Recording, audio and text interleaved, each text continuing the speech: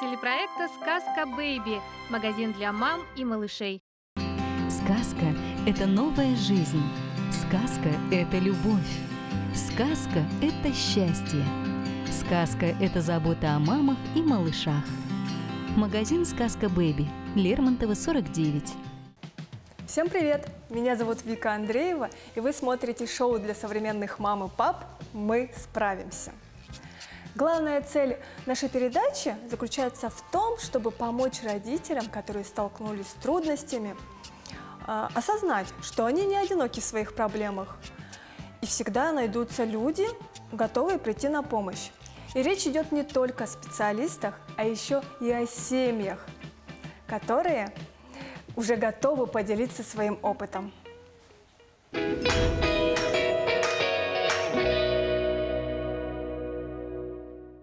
Сегодня в выпуске. Вас двое, вы семья. Папа и я – дружная семья.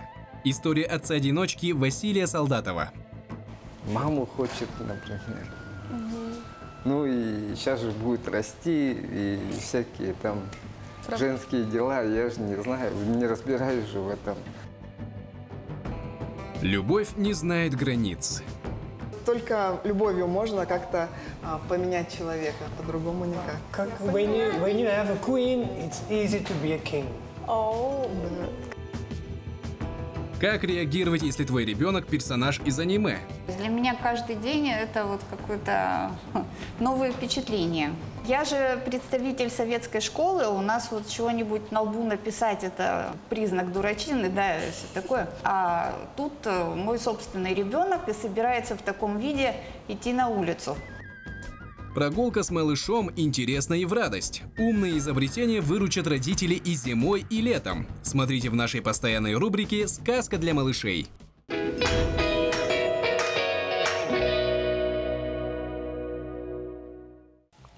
Отцы-одиночки – явление в нашем обществе малоизученное. Согласно статистике, в Якутии таких пап около 800, а в самом Якутске 68 пап с детьми на руках. Их по-прежнему гораздо меньше, чем матерей-одиночек, но в последнее время количество ответственных пап медленно, но верно растет. Познакомимся с одним из них. Смысл жизни Василия Солдатова – это быть рядом со своим ребенком. Анжелике 5 лет, и Василий умеет укладывать ей волосы, штопать колготки и даже печь пироги. Ему приходится подстраивать свою жизнь под расписание детсадовского режима. Утро начинается со сборов, а вечера и выходные у него всегда заняты. При этом Василий продолжает верить в любовь и крепкую семью. Василий, здравствуйте. Здравствуйте. Я благодарю вас, что вы сегодня уделили время и пришли вместе с Анжеликой к нам в студию. Я не могу не спросить, я понимаю, что это лично, но что случилось, почему получилось так, что вы остались одни с ребенком? Ну как, со своей бывшей женой, ну с гражданской женой жили, нормально все вроде было. Потом, ну я злоупотреблял алкоголем, и меня лишили родительских прав. И все, ее ограничили. Еще я, ну как у нее на родине жили. Потом я уехал сюда обратно в Якутск, ну к себе домой. Ну мы разошлись, все, я уехал к себе. Ну подумал обо всем об этом. И то, что, ну как, то, что я иду просто ко дну. Все, и вот в один прекрасный день понял то, что, ну бессмысленно вот это вот все. Пить и прочее, прочее. Ну, ребенка вот растил, и вот потерял. Сколько тогда было Анжелике? Тогда было 2 года. Ну да, где-то так. И все, и потом, ну вот, взял себя в руки, все, бросил пить, и через органы опеки, и через суд. Ну, меня в этом, как его... Восстановили в правах? Да, восстановили в правах. Ну, там по документам, там побегал. И все, и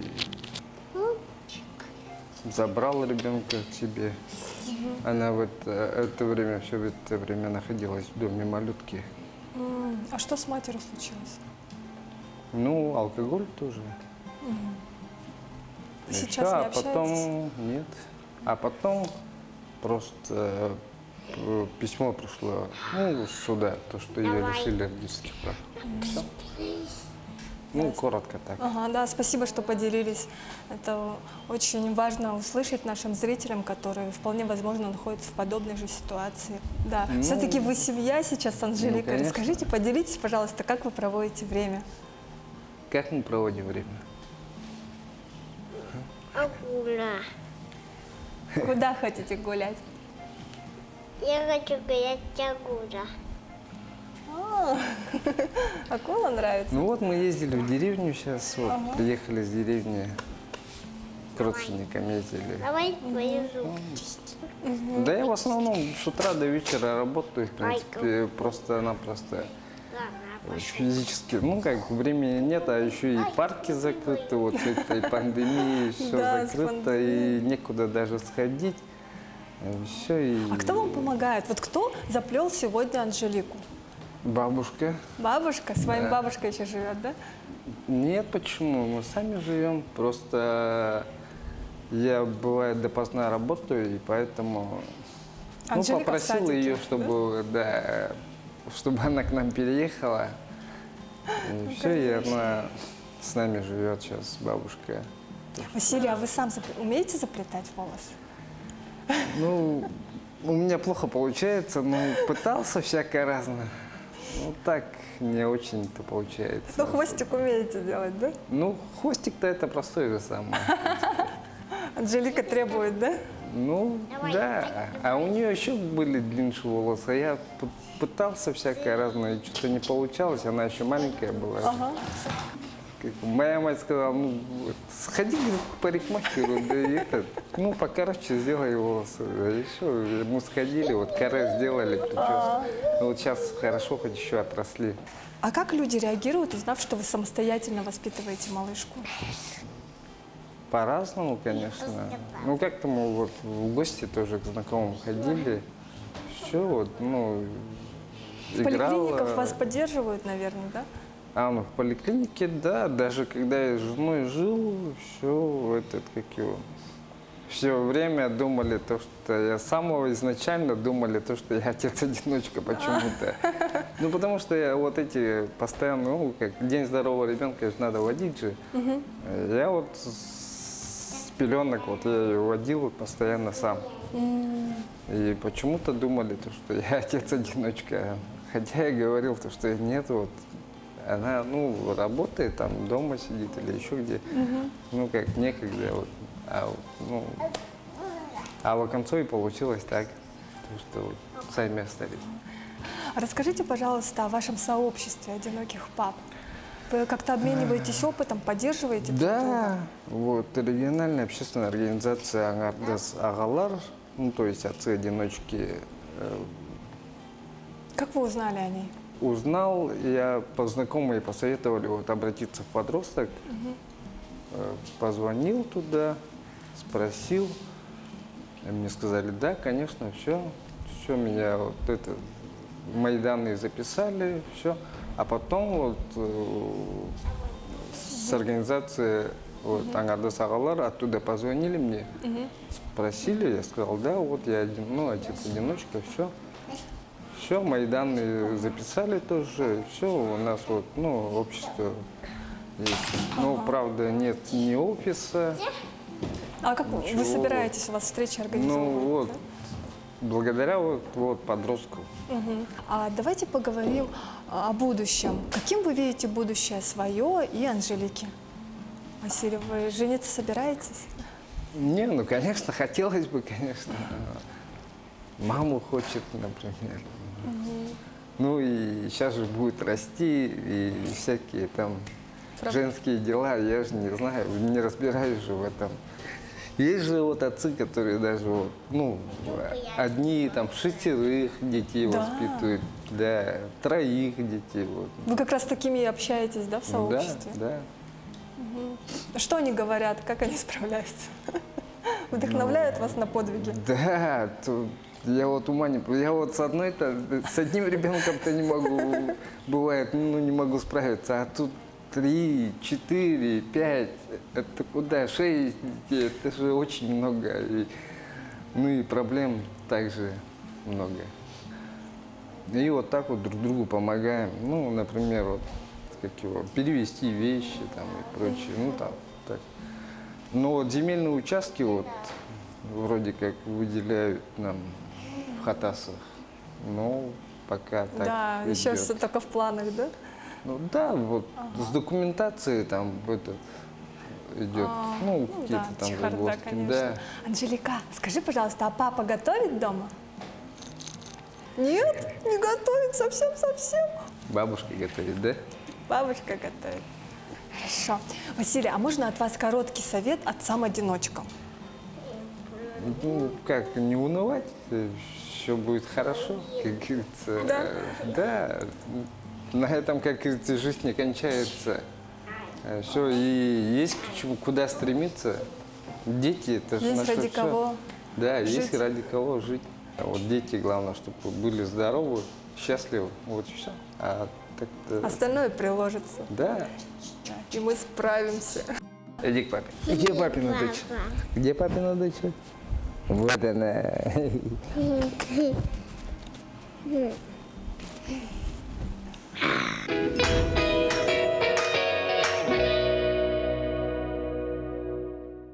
Необычные семьи часто притягивают взгляды. На них оборачиваются, оглядываются на улицах. Интересно, вы в каком лагере?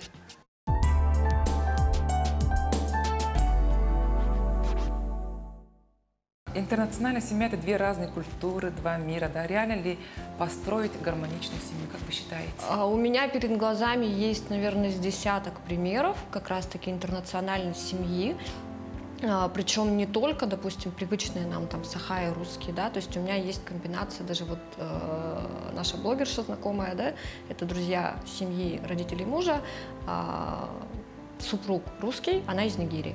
У них вполне классная, вообще просто адекватная семья. И здесь вопрос, наверное, даже не в разнице культур, а в самих людях. То есть если они готовы жить вот с человеком немножко другого менталитета, и они корректно это воспринимают, почему нет?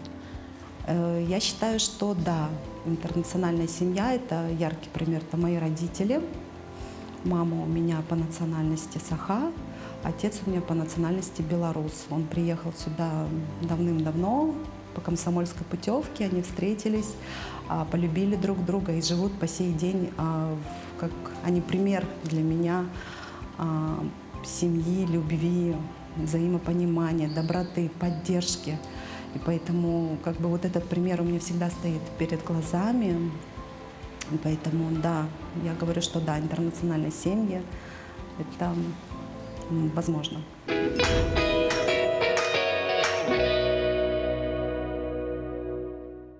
Вы согласны, что любовь не имеет национальности?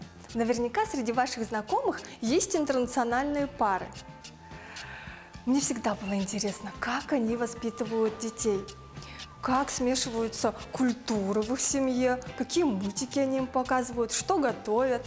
Сегодня наше любопытство будет удовлетворено. У нас в гостях Мирослава и Георг Элов. Георг Элов – преподаватель из Йоханнесбурга. Приехал в Якутск из Южной Африки в октябре 2013 года. За это время он нашел здесь родину, занимается любимым делом, преподает язык, обзавелся семьей, и у пары родились замечательные дети – Аделия и Дамир. Георг, Мирослава, здравствуйте. Здравствуйте. Спасибо, что вы сегодня с нами. Так, сегодня у нас такая тема – необычные семьи. Ну, вы очень необычная семья. Смешение двух культур. Как вы воспитываете своих детей?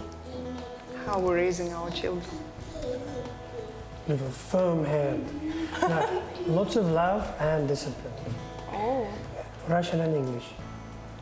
Да, у нас очень много любви и в то же время дисциплина, и мы воспитываем их и по-русски, и по-английски. Так.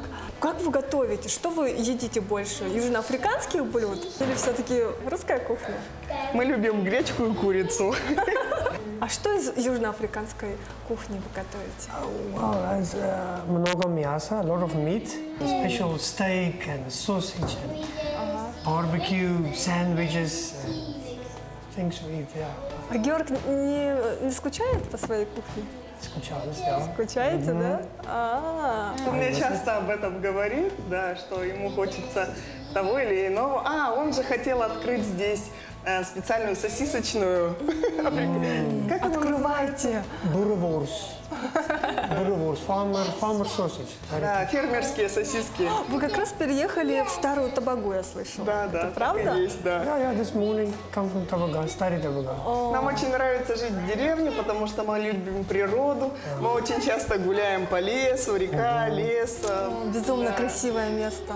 И дети познают там мир. У Георга мама биолог, и вот мы когда ходим по лесу, то мы снимаем, получается, жучков, паучков, отправляем маме, и она уже рассказывает нам, чем они питаются, и дети смотрят, как развивается мир, цветы, флора, фауна. Замечательно. Георг, а правда, что вы поменяли паспорт? Yes. Да? Вы теперь Георгий? Будет. Сейчас Гоша. Гоша? Мой папа его зовет Гоша, да. Мой Гоша.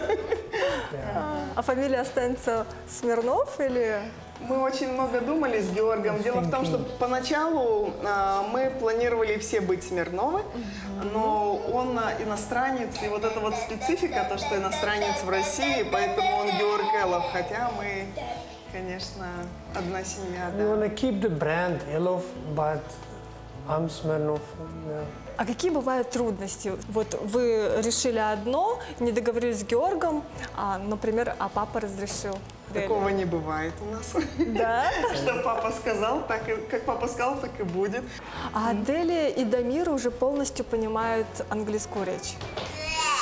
Yes, почти. Дамир, он билингв, а Адель, она по-английски понимает, но она говорит больше по-русски, отвечает на русском.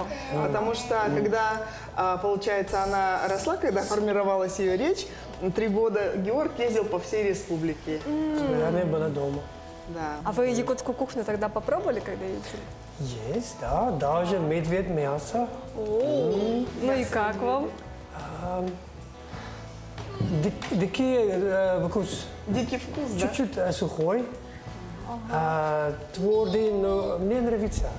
Олень тоже нравится. Да, оленок, гигант, со скалях, только олень. Там нету говядина, да? Георг очень любит оладушки наши. Yes, I like that. Кёрчих. Ну, много калорий. Ну, конечно. Да. Он считает калории, да. Ну, видно, вы следите за формой, да? Получается, спорт есть в вашей семье. Вы с детьми тоже занимаетесь? У нас Аделия занимается танцами, получается. Ну, а Адамир, он по лесу с нами гуляет. Мы очень любим по лесу гулять. А часто ли удивляются в вашей семье? It's a medical. Люди очень позитивно к этому относятся, положительно. Мой папа всегда смеется и говорит: Гоша, говорит, с африканской земли на якутскую землю семена привез. Поэтому, как говорится, люди положительно всегда относятся, доброжелательно. Одно гостеприимство, чего стоит, вот по улусам республики, Георг всегда очень теплых людей, добрых встречал. Георг, а вы в минус 50 ездили по Якутии? Конечно. Да. Он на северное сияние посмотрел. Со Скалахи. Со Скалах very windy. Очень ветрено. Очень ветрено, очень холодно. Ну, красивый. А летом как вы проводите всей семьей время? Eating. Но на самом деле у него практически через день у него тренировки. Sometimes we exercise together. Иногда вместе тренируемся, да. А вы, наверное, еще хайкингом занимаетесь? Yes, we do that in the forest. Go to the park a lot. Sometimes to the cinema. We go to town. А вы смотрите фильмы на русском? Да. Все понимаете? Нет. Первый фильм был Spider-Man. Это 8 years ago, 8 лет назад.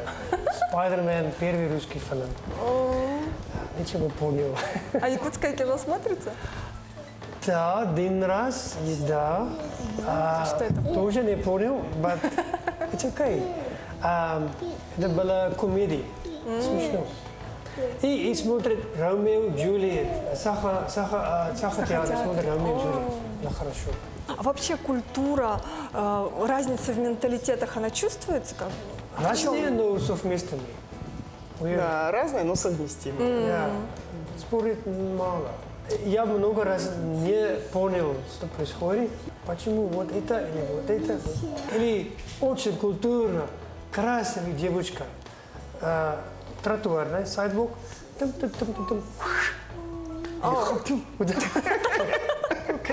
Культурный шок в этом плане, да. Но it's okay. Каждый день выглядит что-нибудь интересно. Every day something interesting. Каждый день открытие у вас, да? Every day on the bus. И приключения тоже, да. А вы на автобусе ездите? Да, он на автобусе ездит, да. Понятно, полное погружение. Мирослава, а что у вас общего? Что вас объединяет? Ну, помимо детей и семьи. Ну, помимо детей и семьи у нас общая профессиональная деятельность. Мы, куда бы нас, где бы мы вместе не появлялись, нас всегда приглашают вместе на работу. Поэтому как-то получается, что мы всегда вместе. Но что нас объединяет? Общие, конечно, ценности, вера в Бога, доброе отношение к людям. Мы любим смотреть на вещи одинаково. Да. Удивительно. А вы оба из многодетной семьи? Да, у нас, получается, у меня брат, сестра. Ну, брат в Испании живет, он эмигрировал, гражданин Испании, сестра в Москве, я здесь. У Георга сестра переехала в Америку, брат один в Африке мосты строит, другой по медицинскому оборудованию. То есть у него два брата и сестра, то есть мы из многодетных семей. Вот, поэтому, естественно, у нас вот тоже здесь. А вы еще планируете попасть? Нет. Нет, это очень большая работа с детьми. Во-первых, они требуют все время. Ну, как бы, если хотите, чтобы действительно дети были, как говорится, на уровне, то нужно очень много в них вкладывать. Ну, не только материально, но и душевных сил тоже. Ну и поэтому у нас с Георгом, вот, что нас объединяет, мы всегда на воспитание одни общие цели, что детям нужно говорить, даже если строго, то очень хорошие вещи. Это не ребенок плохой, это он сделал плохой поступок. Вот, на личности не переходить ни в коем случае. Вот. Поэтому как бы у нас как-то все гармонично так сложилось. А вы, наверное, много раз бывали в Южной Африке? В Южную Африку я не ногой. Почему? Потому что здесь не показывают всю правду, что там происходит. Поэтому там лучше не рисковать никаким образом. Мы предлагаем маме встретиться где-нибудь в Ирландии, или в Москве, или в Петербурге, где-нибудь на нейтральной стороне. Или даже в Арабских Эмиратах. Но не туда. Там очень рискованно на самом деле. А как вы переносите такую разницу? Там же такая страшная жара, а у нас прям климат совсем другой. Совсем другой. Вы долго Наша зима привыкали? 20 плюс 25. Так он был рад сюда переехать, он просто наслаждается прохладой, холодом. Да? Георг, а в Южной Африке также воспитывают детей? Как у нас в России? Да, как здесь. No, I'm very happy. Здесь very traditional upbringing. Right?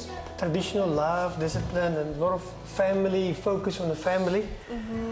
Африка была вот так. Сейчас как США. Все демократично. Yeah, not so good. Here it's the same, yeah. Ему нравится, что здесь дисциплина и любовь присутствует.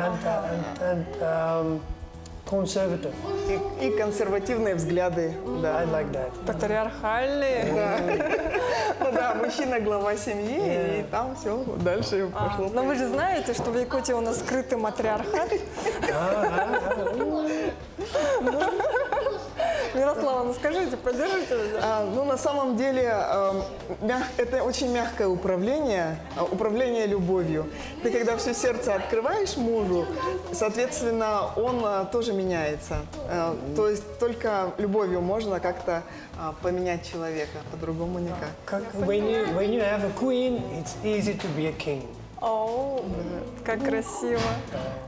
Спасибо большое, Георг, Мирослава. Пожалуйста. Все.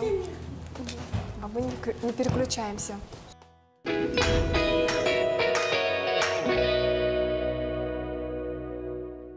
Я обожаю современную молодежь, то, как они выглядят, как самовыражаются во внешнем виде, как творчеством занимаются.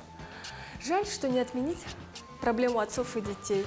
И чем старше мы становимся, тем чаще мы ворчим: а я в твоем возрасте, а вот в наше время. Так, стоп. Неужели никто из вас не хотел выделиться из толпы?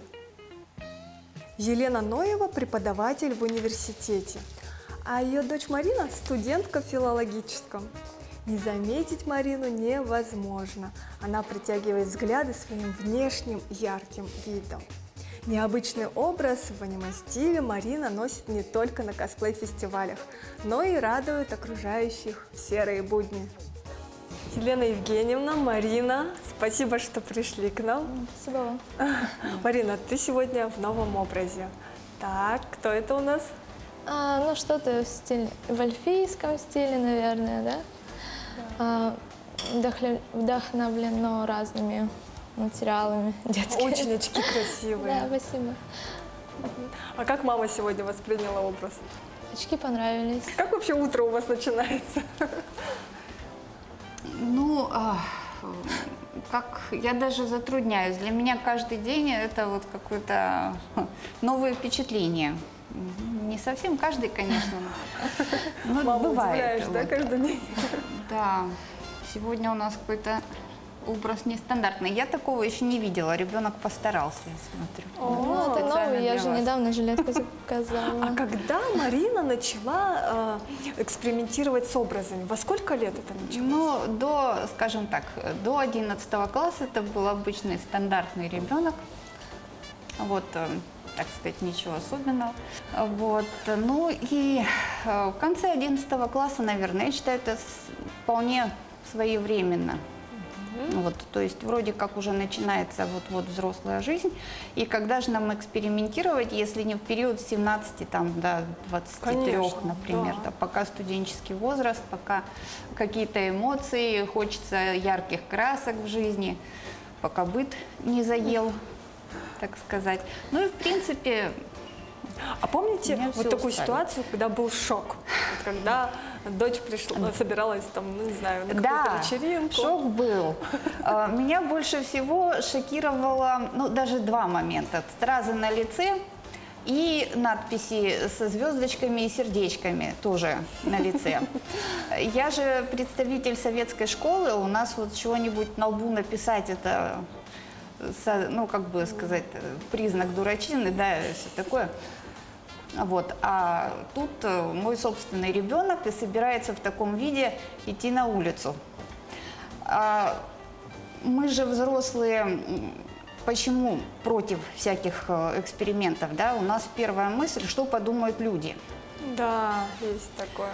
Вот. Ну и, соответственно, у меня тоже. Что подумают люди? Как воспримут на улице? Что вообще происходит с моим ребенком? Вот. Ну, как я с этим смирилась, да? Да. Профессия моя помогла. Я, поскольку преподаватель, да, у меня же студенты, а студенты люди разные. И, в принципе, для меня вот в моей ситуации важно не то, как он выглядит, какого цвета волосы, да, а что там под этими волосами. Что он собой представляет, какими качествами обладает. Да? И вот девочка пришла и тоже с сердечками на щеках, в общем, примерно в таком же стиле. Да? И я себя поймала на мысли, что мне вообще-то все равно, что на ней там нарисовано. Да? Поскольку я эту студентку знаю ее вот как человека, ее качества, ее возможности, да? И, в принципе, ну, мне нормально. То есть, получается, эта ситуация помогла вам понять Марину? Поэтому вот вопрос, что подумают люди, на своем собственном опыте я поняла, что я ничего не подумала. Мне, в общем-то, без разницы, больше важно, что этот человек собой представляет. Да. И, в общем-то, я поняла, что также подумает и большинство остальных. А если кто-то подумает иначе, то, наверное, такой через 5 минут. Такой процент невелик, и, в принципе, мне нет дела. Марина, но я считаю, что ваш образ, для меня лично норма. Я люблю творческих людей и всегда поддерживаю разнообразие, чтобы мир был интересный и разнообразный. Марина, вот я вижу, что у вас были непонимания с мамой. Как ты их преодолела? Да, в принципе, я просто продолжала дальше, никого не слушая. По сути, это же моя жизнь. Это почему я не могу одеваться так, как мне нравится? Почему мне кто-то должен это запрещать? Я же не совершаю чего-то аморального или как-то так. Это всего лишь одежда, по сути, просто кусок ткани. Он не определяет меня как человека. То есть он помогает, конечно, как-то раскрыться, не знаю. Он говорит окружающим, что ты творческий человек. Да, и в принципе, что подумают люди, в основном все равно, конечно. Но... А часто вы сталкиваешься с непониманием? На самом деле нет. Мне ни разу не подходили на улице и не говорили: «Вау, это что такое, сними это». Ни разу. Наоборот, подходили: «Вау, вы такая красивая, вау», все такое. Но Елена Евгеньевна против, да, я вижу? Все-таки не до конца разделяется увлечение. Ну, как сказать-то, практика показывает, что этот процесс эволюционирует. То есть то, что было в самом начале, что вызывало у меня там степень определенного возмущения, со временем это как-то трансформируется, совершенствуется, и меня уже шокирует гораздо меньше. То есть мне стало нравиться. Конечно. О, я бы так сказала. какой прогресс! Ну, не прямо 100% все, но большинство, практически все. Есть определенные моменты, но, как сказать, это же мой любимый ребенок. Ну, вначале я, конечно, возмущалась, но потом как-то смотрю, вроде как отношения портятся, ребенок не меняется, вызывает возмущение, неприятие, если я, допустим, что-то пытаюсь навязать. Ну и в конце концов постаралась набраться терпения. А что вас объединяет? Ну, на самом деле у нас очень много общих тем. До того, как началась пандемия, мы ходили в театр оперы и балета. Пересмотрели там практически все постановки. У меня на работе была возможность со скидкой приобретать билеты, а ходить мне было так особо, в общем, не с кем, ну, все заняты. И вот мы ходили с дочерью, в принципе, почему-то обеим понравилось. То есть мы как это без напряга с удовольствием пересмотрели все спектакли, на которые смогли попасть. Ну вот, то есть это нас, какой-то период времени нас объединяло это. А Марина единственный ребенок в семье? Нет. Сколько у вас? Это старший. Сколько у вас? 3 дочери. А младшая? Ну, младшей сейчас 15, и она вот очень похожа на старшую. Все-таки подражает. Да. У них намного больше общего, чем у нас, например, с Мариной. У них одинаковые вкусы. Они могут пойти в магазин, независимо друг от друга, выбрать одинаковую вещь. Здорово! Да, вот такая поддержка от сестер получается. Это же про отношения.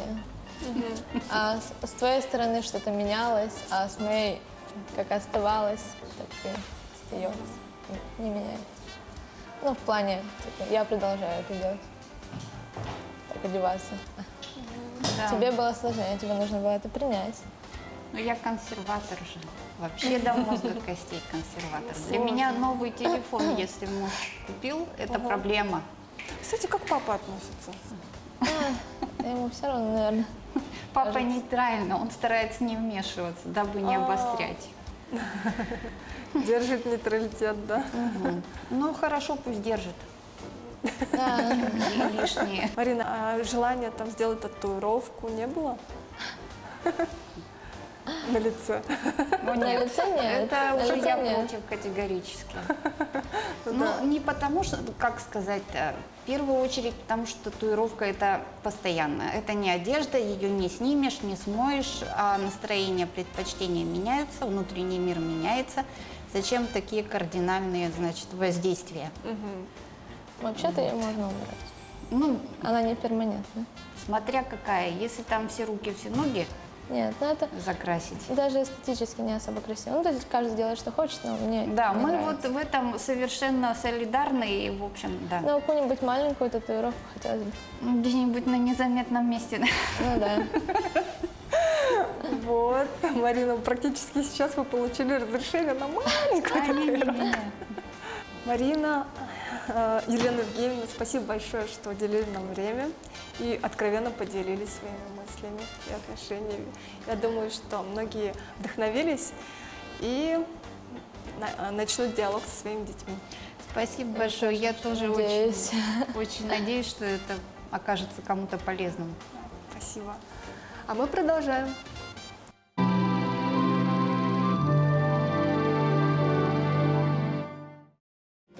Устали постоянно укачивать малыша на ручках?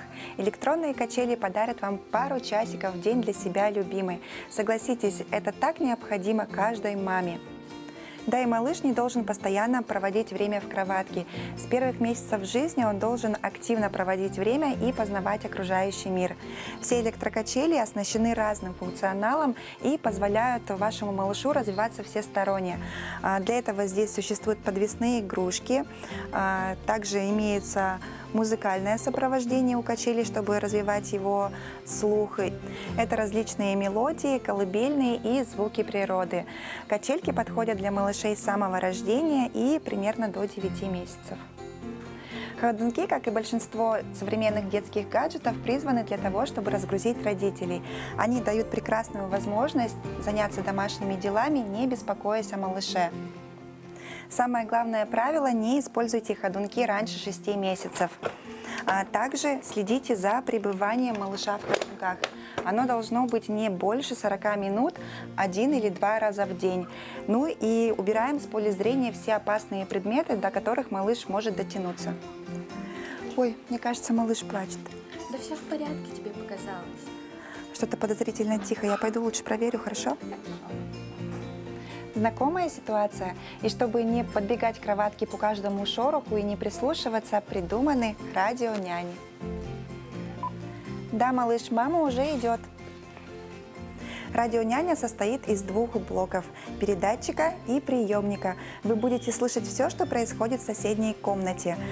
Также мамин блок поддерживает функцию обратной связи, и вы можете поговорить со своим малышом и успокоить его, пока идете к нему. С такими помощниками вы можете готовить обед или ужин, даже смотреть фильм в соседней комнате, пойти принять душ и спокойно попить чай. Все вышеперечисленное дает возможность маме выкроить полчасика для себя любимой, ведь она должна оставаться молодой и красивой.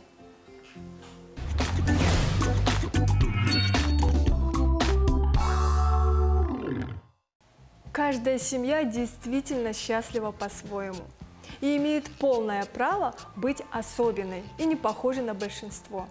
И даже если она не вписывается в рамки общества. Я очень рада, что сейчас мы все-таки постепенно, медленно, но верно движемся к толерантному обществу. А если так, то мы обязательно справимся. С вами была Вика Андреева. Пока-пока. Уникальный дизайн, высокое качество, комфорт и выбор уже более 10 миллионов мам по стране. Присоединяйтесь к Happy Baby. Ждем вас в торговом центре Ураса Молл, 3-й этаж. Ищите, где качественнее и необычнее провести время, я вам подскажу. Лофт – это не просто фотостудия, а для романтиков крыша и звездное небо.